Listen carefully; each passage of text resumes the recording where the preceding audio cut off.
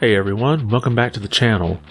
So we have an interesting patent leak that comes from Microsoft, and we have a price decrease on the Switch from some retailers that have many speculating that it might be permanent. We have those topics and others to cover, but before we get started, if you like this video, be sure to give it a thumbs up. And if you haven't yet, consider subscribing. That's the best way to let me know you enjoy the content on this channel. Now let's get started. So for a while I've wondered if Microsoft would ever consider the ability to hook up an external drive to say something like the Xbox Series S so that you could at least verify your physical game and maybe download a digital one. Well, something like that may actually be in the works. This coming from Game Rant, Microsoft patent could verify physical games for Xbox Digital Library. Microsoft files a patent for a method of externally validating ownership of game discs, which could let Xbox Series S players access physical media. The article goes on to say a system like this would benefit players that feared any Xbox One discs they own would become useless after purchasing an Xbox Series S, whereas on the Xbox Series X they could have played every non-Kinect Xbox One game. This is a huge element of backward compatibility to miss out on for players that are upgrading to next gen after exclusively purchasing physical games for the Xbox One. It would also help any Xbox Series S players that receive a physical game as a gift from friends or family who don't understand that the disc is not compatible even if it's for the right system. And then they have a picture here from what the patent had, and it kind of shows different systems here linked around together, and the top two items appear to be an original Xbox One and then the one on the right, the Xbox One S. And then they have a PC and what looks like a mobile device. And then of course all those devices are linked through the cloud and onto what looks like would be Microsoft servers. Now, as far as I know, the Xbox doesn't have individual certificates on each disc like the Switch does on its carts. So I don't think there's a way to identify an individual disc from the drive. Most likely, you would have to insert the disc from an external drive every time you launch the game. But looking at this patent closer, it could also suggest that the disc could be verified across your network.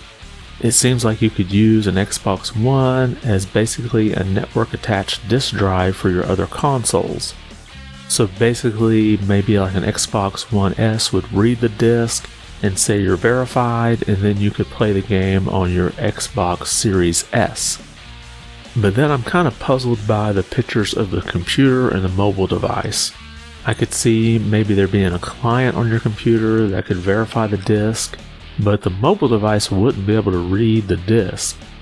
So that does make me wonder if maybe it can read the barcode that's on the inner ring of the disc.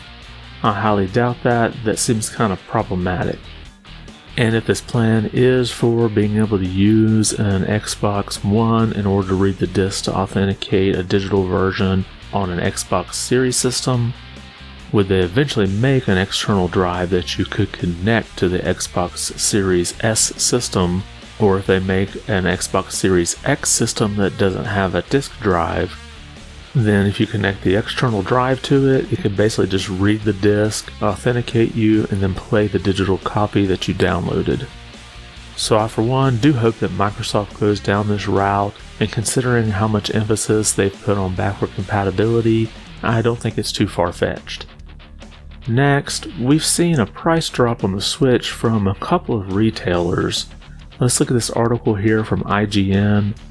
Back in September 2021, Nintendo Switch consoles sold in Europe got an official price cut not long before the Switch OLED model was released. There are some speculation about a US cut as well, but Nintendo previously responded to this by saying there are no plans for a price drop in the US. But around 9 months later, a price reduction has finally come to fruition, with Nintendo Switch consoles down to $259.99 at Amazon and Walmart. It is currently not clear whether this will be a permanent price cut or simply a limited time sale or promotion for the Switch. Now, as of the time of recording this video, I checked Best Buy and Target, and there was no price drop there, and the official Nintendo online store still has it listed at $300. So this doesn't seem like an across-the-board cut to the original Switch just yet, but this may be just retailers clearing out old inventory. However, this could indicate that retailers want to have more space for the OLED model, which does sell at $350. But if these are still available and you're looking for a Switch and you're okay with the original version, I'd go ahead and grab it while you've got at least $40 off. And while we're on the topic of Nintendo, the Nintendo president Furukawa spoke to Japanese investors this week, and this was translated by VGC. And you can see the headline here: Nintendo says it will continue to expand Switch Online throughout this year. Now, for a little background info, last September Nintendo said they had 32 million subscribers to Switch Online. And since then, they've launched the expansion pack and brought in Genesis, Nintendo 64 games, as well as DLC for Mario Kart 8 Deluxe, Splatoon 2, and Animal Crossing. Now, the article goes on to say, the president claimed these new additions were translating into increased subscribers. In the US, Furukawa claimed that most Switch Online users had upgraded to the expansion pack tier following its launch in October. The number of subscribers to Nintendo Switch Online plus expansion pack is gradually increasing, as is the number of subscribers to Nintendo Switch Online. Now, with Furukawa being quoted as saying they're going to be adding content throughout this year, that could just mean adding more games to systems they already have on the service, such as Super NES, NES, Nintendo 64, but there have been multiple sources claiming last year that Game Boy and Game Boy Color were going to likely be added really soon. So I think Nintendo is going to continue this drip method where they just drip out new games every month to the service for systems they already have on it, and then they'll probably do the big add-on of new systems like Game Boy and Game Boy Color when you get to the anniversary dates in, say, October, when the expansion pack was originally released, and this would get people to subscribe another year. But what systems would you like to see them add? I know they've already had a TurboGrafx emulator that ran on the Wii U, so that seems like that could be something very easily added.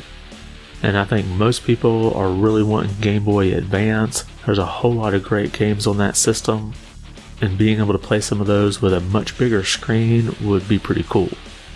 And then finally, with all the financial reports coming out, Capcom had one as well that I thought was kind of interesting. This coming from their financial report: during the fiscal year ended March 31st, 2022, Capcom achieved 32.6 million unit record high annual sales volume for its video games in its core digital contents business, driven by the release of new titles in major areas such as Resident Evil Village and Monster Hunter Stories 2: Wings of Ruin, as well as by the continued success of bolstering sales of catalog titles via promoting digital sales. Further, the company expanded earnings by leveraging these major brands in its character merchandise, media, and esports business, as well in its arcade operation and amusement equipment businesses. As a result, Capcom achieved record high net sales, the 5th consecutive year of record high profits at all levels, and its 9th consecutive year of operating income growth. Now, they add some highlighted stats here. Their operating income is up 24%, and net income is up 30.6%. But what most of us are probably interested in is that they say they plan to release multiple major new titles by March 31st, 2023. The company plans to release a total of 45 SKUs versus the 24 SKU shipment in the fiscal year that just ended. And a SKU would basically be a new software title or a major DLC. They also stated that Resident Evil Village sold 6.1 million units, while Monster Hunter Stories 2: Wings of Ruin sold 1.5 million units. And Capcom really has a lot to look forward to in the upcoming year. They have remakes of Resident Evil 2, 3, and 7 for new-gen consoles. and Resident Evil 4 Remake is also rumored to be in the works. So Capcom seems to be handling things pretty well, but is there something you would like to see them release that they haven't? Maybe a remake or another compilation? Make sure to drop a comment below and let us all know. And that's all we have for today. Did anything we talk about catch your attention? Do you think it's a good idea for Microsoft to make some way to be able to read a physical disc in order to download a digital copy? And do you think we're on the brink of a major price drop for the Switch? Say the original Switch drops this $40, and then eventually they bring the OLED model down to $300. Make sure to drop a comment below about these topics or anything else we covered today. I want to thank you for watching, and be good.